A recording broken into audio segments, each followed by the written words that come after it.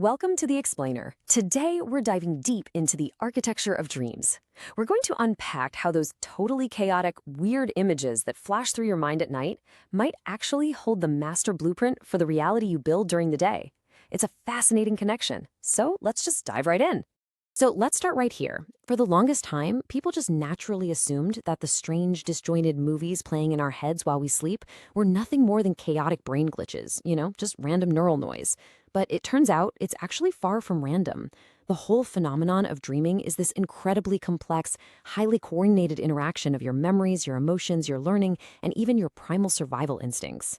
To really get this, we have to look at the biological foundation of sleep. Specifically REM sleep, or rapid eye movement. When you enter this phase, this totally bizarre paradox happens. Your eyes are darting all over the place beneath your eyelids, and your brain waves look almost exactly the same as they do right now while you're wide awake. Yet your physical muscles, they are completely paralyzed. Your brain essentially locks your body down so you don't physically act out whatever you're seeing. It creates the absolute perfect, isolated environment for a vivid, immersive simulation. Okay, so what exactly is your brain doing in this locked down state? Well, it's organizing. Think of it kind of like your computer running a massive defragging process. While you're asleep, your brain is frantically sorting through the massive influx of information you took in during the day. It's deciding what to keep, what to throw away, and crucially, how to link brand new memories with old ones. And honestly, this is exactly why your dreams are so incredibly weird.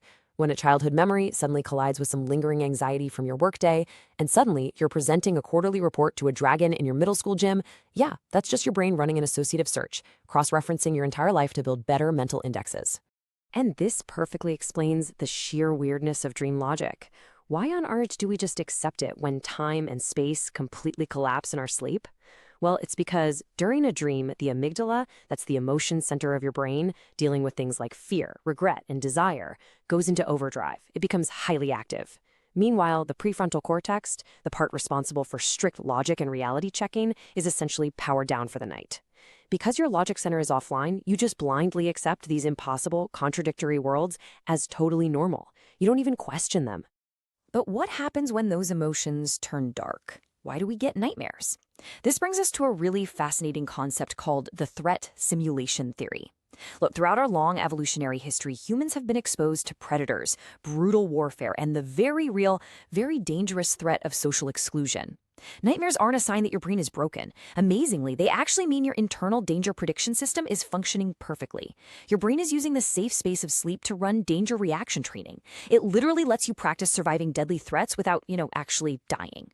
And humanity has inherently sensed the profound weight of dreams for centuries, way before modern neuroscience came along.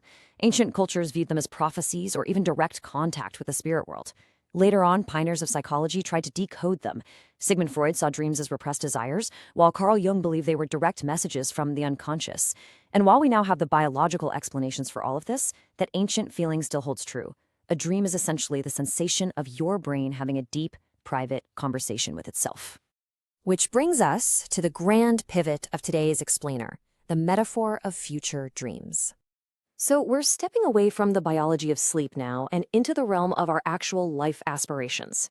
In many languages, and this is beautifully captured by the Japanese word yume, the exact same word is used for the hallucinations we have at night and the massive overarching goals we set for our future. I really want you to pause and just ponder this profound linguistic connection for a second. Why on earth would humanity use the identical word to describe a bizarre sleep hallucination and a deeply held life aspiration? Well, a future dream, like becoming an astronaut or building a company, isn't reality yet. But just like a nighttime dream, it is a reality that you are actively experiencing in your mind long before it exists in the physical world. And when researchers actually look at brain scans to figure this out, they find something absolutely mind-blowing. When a human being recalls a memory of the past, and when they imagine a scenario in the future, they are using the exact same brain regions, literally the exact same hardware. Dreaming of your future isn't just some poetic metaphor. You are quite literally taking the biological hardware of your memories and using it to run a highly vivid simulation of a future that hasn't even happened yet. We are the only animals on the planet capable of doing this. The crucial thing here is understanding the difference between a goal and a dream. A goal is purely logical. It's about KPIs, like increasing your savings by 10% or losing 5 pounds. And I mean, we all know how wildly inspiring that usually feels, right? A dream, however, operates on a completely different level. A dream is emotional, it's identity driven. It's about deep desires and often features a totally undefined path, like, I want to change the world. People will pour massive amounts of their life energy into the irrational gravity of a dream because it taps into those deep emotions in a way that a mere metric just never could. And because of that intense, irrational gravitational pull, dreams become what we can call civilizational engines. Just think about it. Landing on the moon, human flight, artificial intelligence, building entire nations and economies. At one point in time, every single one of these was just a collective dream story inside someone's head. They were virtual models, simulated realities that preceded and literally built all of human civilization. Our unique ability to internalize a future that doesn't exist yet is the very thing that makes human progress possible. Okay, so let's get into part 2, engineering reality, how we move from mind to matter. How exactly do we take these powerful neurological blueprints out of our heads and force them into the physical world? The people who actually realize their futures aren't just sitting around wishing, they are actively converting their internal images into structural reality. The absolute first step is increasing your resolution.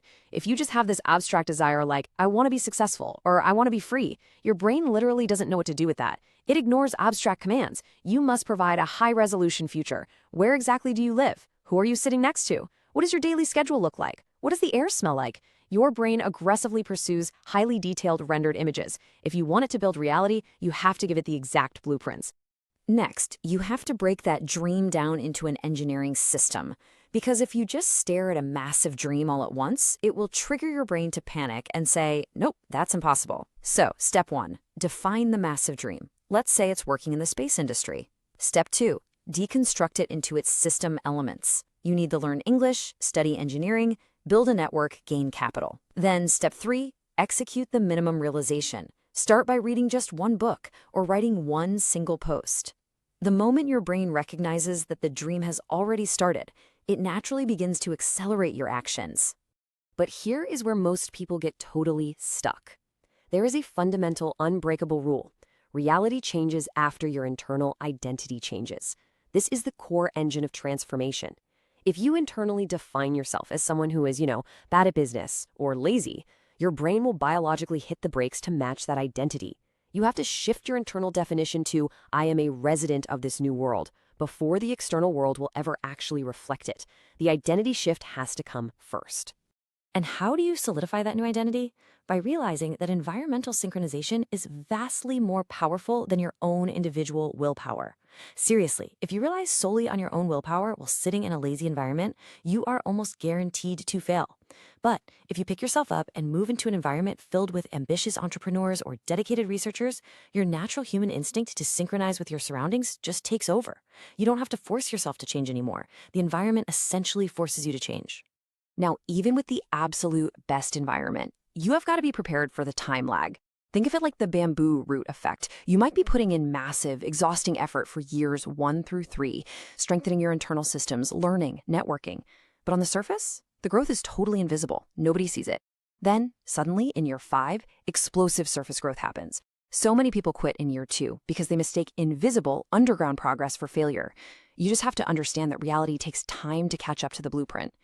And this is exactly why holding on to that vivid dream is so vital. Your dream acts as your mental energy source. It takes the meaningless pain and struggle of your current, everyday reality, and it injects it with profound meaning. If you are armed with a vivid, high-resolution image of your future, your tolerance for present-day struggles goes through the roof. Because suddenly, every setback isn't a failure, it's just a structural requirement for building that future. Which brings us to the core thesis of this entire explainer. We so often think of dreams as a destination, a finish line we're trying to reach. But long-term, it's actually the exact reverse. A massive dream is a self-transformation device. It is a mechanism that aggressively demands you build the necessary skills, forge new networks, create better habits, and adopt a completely new identity. You don't just achieve a dream. The dream forcefully engineers you into the exact type of person who is capable of holding that reality. So, as we wrap up today, I want to leave you with this final, somewhat provocative thought. Are you ready to let your dream build you? Because the blueprints are already in your head, running on the hardware of your mind right now. The only question left is whether you have the courage to start pulling those images out of the dark, rendering them in high resolution, and engineering them into the waking world. Thanks so much for joining me today, and I challenge you to take a really hard look at your own mental blueprints. See you next time.